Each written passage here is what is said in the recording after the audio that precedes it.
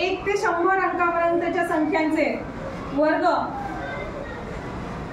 आपल्या क्लुप्तीने करून बघूया। जेव्हा मोठ्या संख्या असतात त्या मोठ्या संख्यांचा वर्ग करायचा म्हणजे त्याच संख्येने त्याच संख्येला गुणणे।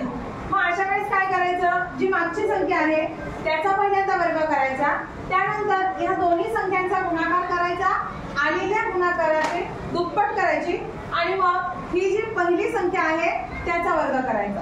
आपण 36 चा वर्ग करून बघूया। 6 चा वर्ग म्हणजे 6 गुणिले 6 किती येतं उत्तर? 36। त्यानंतर या दोघांचा आपल्याला करायचा आहे गुणाकार। साहित्रिक 18 मध्ये 18 ला पुन्हा 2 ने गुणायचं आहे। 18 दुने 36। आता हे 36 लिहिताना हे पहिलं घर सोडून द्यायचं आणि दुसऱ्या घरामध्ये आणि तिसऱ्या घरामध्ये आपल्याला 36 लिहायचे आहेत। आता ही जी संख्या आहे पहिली याचा वर्ग करायचा आहे। 3 चा वर्ग म्हणजे 3 गुणिले 3 3 त्रिक 9। हे 9 कसं लिहिणार? पहिला लाईन सोडायची, दुसरी लाईन सोडायची, तिसऱ्या लाईनीमध्ये 9 लिहायचे। या संख्यांची आपल्याला बेरीज करायची आहे। 6 च्या खाली काहीच नाही म्हणजे इथे 6 लिहायचे। 3 आणि 6 ची बेरीज किती झाली? 9 झाली। आणि इथे 9 आणि 3 ची बेरीज किती झाली? 12।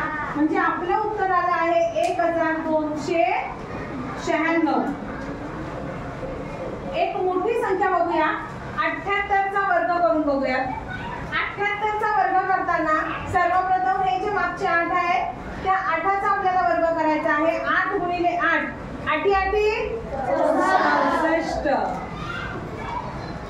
त्यानंतर या दोघांचा करायचा आहे गुणाकार। 7 8 56 आणि 56 ला पुन्हा 2 ने आपल्याला गुणायचं आहे। 56 गुणिले 2 किती बरं उत्तर येतं? 112।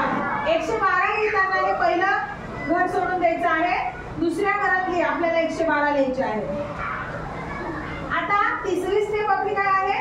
ही जी पहिली संख्या आहे याचा वर्ग करायचा आहे। 7 गुणिले 7 7 7 49। 49 लिहिताना काय करायचं? पहिली लाईन सोडायची, दुसरी लाईन सोडायची आणि तिसऱ्या लाईनीमध्ये आपल्याला 49 लिहायचे आहे। या सगळ्यांची करायची आहे बेरीज।